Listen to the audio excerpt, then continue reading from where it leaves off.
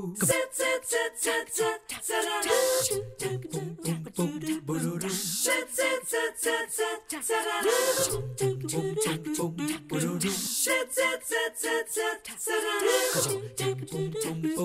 morning. Hope your day's off to a good start. Coming up on 3+U today, we are going to get you ready for spring. We'll be checking in with the Opryland Hotel. They've got a fun event going on into the month of May. Going to also get you shopping because the Boutique for a Week is coming back with its Kids Zone consignment sale. Lots of things happening in the area, but we're going to begin with your spring cleaning at home, because if you are home, the kids are at school, maybe you've been sweeping the kitchen floor, put the broom down and instead grab this one, because Ashley Farrar is here from Maid with some cleaning tips from her expert knowledge at the store. Good to see you this morning. Good to see you too, Julie. I'm flustered today. Maybe it's because all the spring pollens are blowing into my house. I don't know. Yeah, pollen's going to be really bad coming up here soon. I think they have the official pollen reports and stuff like that this season.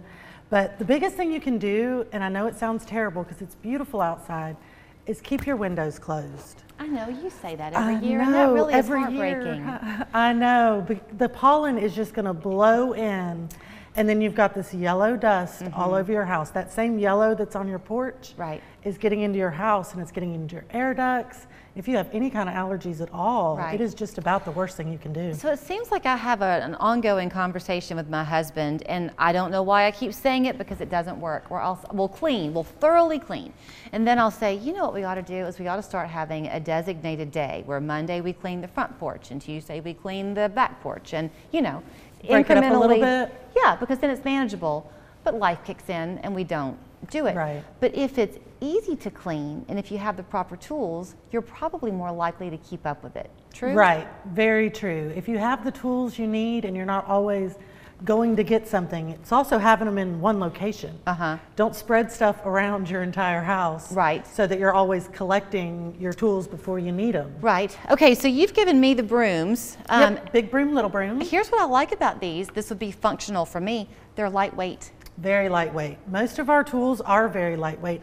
And typically they're, you know, you can exchange, they screw off. So a lot of these poles, you can use a broom on this pole, you can use a mop head on this pole, you can use a fan duster on this pole. Okay. So try to look for, you know, attachments if you already have a pole. I'm afraid I'm But gonna... with the brooms, I like to designate the bigger one for outdoors, like sweeping your porch, and the little one for indoors, like your kitchens and bathrooms and hard floors. Right. You don't want to bring the pollen broom inside. Right. So, and vice versa. I mean, you can use your indoor broom outside, but then it's not an indoor broom anymore. Right. So if you can just make that little distinction, that'll help. Okay. But then, you know, we've got high dusters and fan dusters, and these will get cobwebs. Is that one good too if you have plantation shutters and that type of thing? Can that be helpful to clean? This can be very helpful because a lot of people, they can't get to like the top of the plantation shutter. So this is great to knock the dust off of it. It's also soft enough, isn't it, Ashley, that it can kind of scrape along the flat of the shutter itself, right? It can kind of condense. Yeah, you can even, if you need to pre-dust your baseboards before you hand wipe them, this can go all the way around. I see you laughing. I'm laughing because if you've watched the show for a while, years ago, David Carnes and I were talking one day. We would talk about nothing, you know, and I had mentioned that I had cleaned my baseboards, and David said he never cleaned his baseboards. And I said, what? I know for a fact Denise Carnes has cleaned her baseboards. So for you to then say that you can pre-clean them. Oh yes, it can be a two-step process. That's very, but that's true, and that also helps you with back pain, doesn't it, Ashley? It does, for not having to stoop down and bend over. This is great for people with back issues, and it's lightweight. You know, I mean, my biggest thing about these is don't forget how long you've made the pole.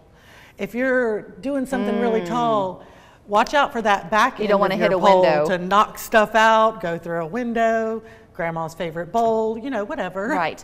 Okay, I know you don't want to go endorsing products. I'm not asking you for that, but the things that you bring, can people just buy them anywhere?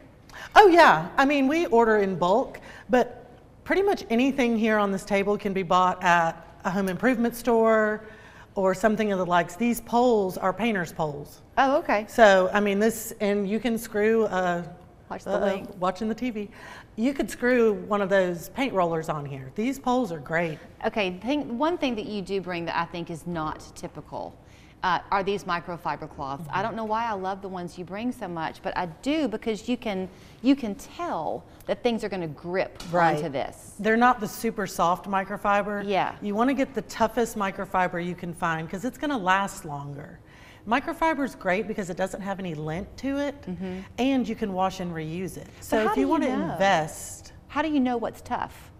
It's going to feel more gritty, the tougher ones, and the ones that are like fluffier and thicker, those are going to be the more soft ones. Okay. So I like the ones with the grip because it actually grab the dirt you know the and feeling hold it. when you're cleaning your kitchen sink or your bathroom sink and all you've done is just move stuff around. Right, yeah. You have to trap things, and that's what the microfiber does for you. Okay, what do you use this for? This is a flathead for the microfiber mop. So it's made out of the same microfiber material, so it's going to hold and trap the dust and dirt. And these are washable. Right. That's great. I think I have a minute left. Great. Don't you like to use old toothbrushes? Oh, you can always use old toothbrushes for anything. You can use those for little drains. You can clean jewelry with them. I mean, don't throw away an old toothbrush. We can find a use for that. You also are a big believer in vinegar. You like to mix vinegar to clean windows, and I have 30 seconds, but.